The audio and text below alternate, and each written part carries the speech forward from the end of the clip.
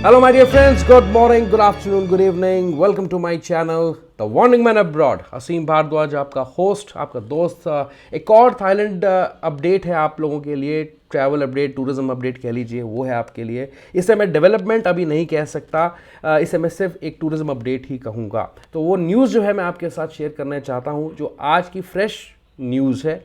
और सबसे पहली चीज़, आगे मैं बढ़ूँ तो मैं आपको जो क्लियर करना चाहता हूँ, जो हम लोगों के लिए समझने के लिए ज़रूरी है, वो ये है कि थाईलैंड में आने वाले टाइम में जो भी चेंजेस होंगे ट्रैवलिंग को लेके, जो भी रूल्स रिस्ट्रिक्शंस चेंज होंगे, वो सब कुछ डिपेंड करता है कोविड की सिचुएशन पे कि कंट्री में, थाईलैंड में कोविड की सिचुएशन कैसी रहती है। ठीक है। और हमने 4 फेज़ प्लान के बारे में डिस्कशन किया, हमने 3 फेज़ प्लान के बारे में डिस्कशन किया पिछली कुछ वीडियोज़ के अंदर थाईलैंड के ऊपर जो मैं बना रहा हूँ। अब वो चीज़ें, फिर से वही बात कि कोविड की सिचुएशन पे डिपेंड करती है। सोंगक्रन आपको पता चल रहा है, तो उस पर भी डिपेंड करता है कि इस दौरान कितने केसेस थाईलैंड में आते हैं। वैसे सोंगक्रन शुरू होने से पहले केसेस में थोड़ा उछाल देखा गया थाईलैंड में, पहले बता दूं आपको। लेकिन एनीवेज, तो जो 4 फेज़ प्लान है, जो 3 फेज़ प्लान उन्होंने बनाए हैं, वो गवर्नमेंट इम्प्लीमेंट करना चाहती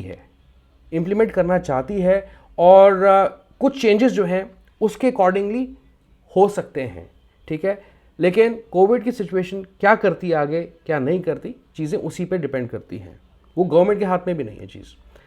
अब यहाँ पे जो थाईलैंड की पब्लिक हेल्थ मिनिस्ट्री है और जो कल्चर टूरिज़्म मिनिस्टर हैं, उन्होंने दोबारा से फैसला किया है और अपील की है सीसीएसए को। सीसीएसए से मीटिंग होने जा रही है बहुत जल्दी। उसकी कोई ऑफिशियल डेट नहीं है अभी मेरे पास, क्योंकि देखिए ऐसा होता है कि अगर कोई अपडेट नया आना है या कुछ चेंजेस होने हैं तो वो कुछ मिड ऑफ द मंथ होते हैं या लास्ट वीक के अंदर होते हैं, मतलब महीना शुरू होने से पहले 10 दिन पहले वो अपडेट्स वगैरह शेयर किए जाते हैं, हफ्ता पहले शेयर किए जाते हैं। तो आप एक्सपेक्ट कर सकते हैं कि शायद कुछ देखने सुनने को हमें मिल जाए अप्रैल 15 या 20 के दौरान।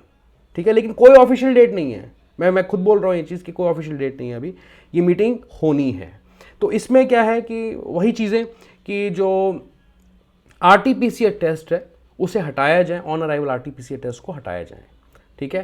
प्री डिपार्चर इन्होंने हटा दिया कल से, मतलब अप्रैल 1 से, और उसके बारे में मैं थोड़ी सी आगे बात करता हूँ। और आरटीपीसीआर टेस्ट ऑन अराइवल को हटा के जो है एंटीजन टेस्ट जो है इम्प्लीमेंट किए जाए। एसएचए प्लस की बुकिंग की ज़रूरत फिर नहीं रहेगी और उसको भी हटाने की बात चल रही है आरटीपीसीआर के साथ। तो मतलब ये हुआ कि एंटीजन टेस्ट आपका एयरपोर्ट पे हो सकता है और उसकी रिपोर्ट आपको ऑन अराइवल एयरपोर्ट पे ही 15 से 20 मिनट या आधे घंटे में मिल जाएगी और फिर आप कहीं पे भी थाईलैंड में जा सकते हैं, घूम सकते हैं। तो प्रपोज प्लान ये है और ये चीज़ सेम एग्जैक्टली जो एंट्री रूल्स रिक्वायरमेंट्स हैं मई 1 ऑनवर्ड्स, अब मई आएगा आपको पता है, तो वो डिसाइड और डिस्कस किए जाएंगे सीसीएसए के साथ। जो अल्टीमेट अप्रूविंग अथॉरिटी है यहाँ पे वो सीसीएसए ही है और वही रहेगी, and it is chaired by the PM of Thailand himself. ठीक है। तो आप सोच सकते हैं कि आगे आने वाले टाइम में क्या हो सकता है अगर कोविड की सिचुएशन नॉर्मल रहती है। अब एक और इम्पॉर्टेंट चीज़ यहाँ पे ये है, जो है पब्लिक हेल्थ मिनिस्ट्री है वो ये कह रही है कि हम पहले कोविड की सिचुएशन को इवैल्यूएट करेंगे कुछ दिन। इसके अंदर क्या है कि जो कोविड के केसेस हैं थाईलैंड में वो 60,000 से नीचे रहने चाहिए। पहली चीज़, जो कैजुअलिटीज़ हो रही हैं, जो डेथ्स हो रही हैं कोविड की वजह से, वो 100 से नीचे रहनी चाहिए। लेकिन अभी जो करंट इन्फेक्शन रेट जो चल रहा है एवरेज, वो चल रहा है थाईलैंड के अंदर 28,000 केसेस का पर डे का। और हाल ही में आजकल के अंदर आई थिंक आज ही 100 केस रिपोर्ट हुए हैं डेथ्स के, और कल आई थिंक 96 केसेस आए हैं, 92 केसेस कुछ ऐसे से आए हैं थाईलैंड के अंदर। ओके।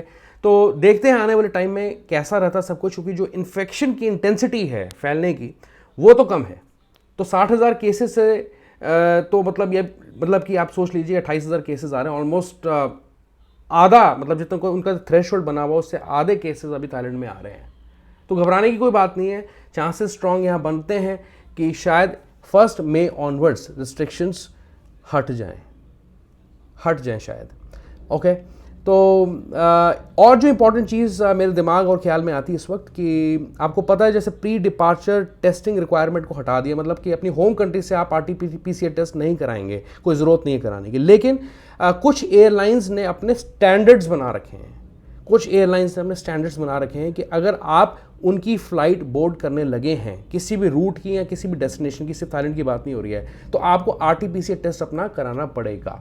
अब ये जो चीज़ है ये जो कंट्री की एंट्री रिक्वायरमेंट्स है उससे डिफर करती हैं, डिफरेंट है।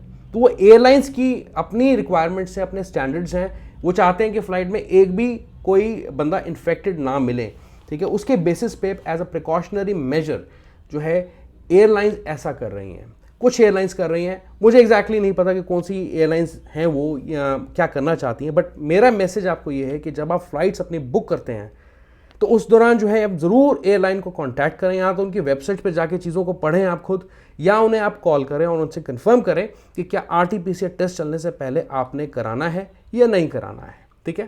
थाईलैंड के केस में प्री डिपार्चर टेस्ट की रिक्वायरमेंट नहीं है, लेकिन अगर एयरलाइन बोलता है कि नहीं आपको कराना है तो आपको कराना ही पड़ेगा, अगर आप उस फ्लाइट के थ्रू ट्रैवल करना चाहते हैं, अगर आपने वो पसंद किए हैं, आपको जेन्युइन लगती है, रिलायबल लगती है, ठीक है।